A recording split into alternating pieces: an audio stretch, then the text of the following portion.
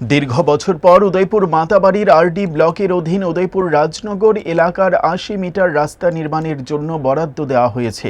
কাজটি সুন্দরভাবে সম্পূর্ণ করার জন্য রাজনগর পঞ্চায়েতের অধীন পঞ্চায়েত সচিবকে দায়িত্ব দেওয়া হয়েছিল। প্রথম থেকেই কাজের গুণগত মান নিয়ে প্রশ্ন উঠতে শুরু করেছে।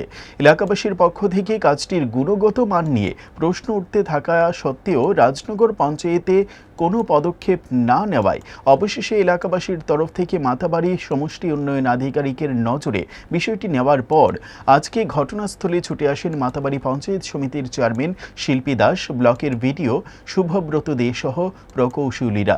ভিডিও শুভব্রত দে বলেন, কিছু অভিযোগ সত্যি প্রমাণিত হয়েছে। কাজটা গ্রাম পঞ্চায়েতের পঞ্চায়েত সচিবকে দেখাশোনার দায়িত্ব দেওয়া হয়েছিল। পরিষ্কার নির্দেশ দেওয়া হয়েছে কাজের গুণগত মান বজায় রেখে কাজটি যেন সম্পন্ন হয়। এখানে একটা ড্রেনের কাজ চলতেছে, তো এটা নিয়ে কিছু কমপ্লেন আসতো, তো আমরা এটা ভেরিফিকেশন করে দেখে গেলাম এবং যেরকমভাবে করার কথা আসতো এরকমভাবে যাতে হয়, স্পেসিফিকেশন যাতে ঠিকঠাক থাকে। ইঞ্জিনিয়ার আমি কইছি কনস্ট্রাক্টর থেকে এটা দেখার। স্যার, এই কাজটা কত টাকা ধরা কি কাজ? এটা স্পেসিফাই ওয়াইজ ইঞ্জিনিয়ার করতে পারবো। আর কাজটা কে করাইতেছে স্যার?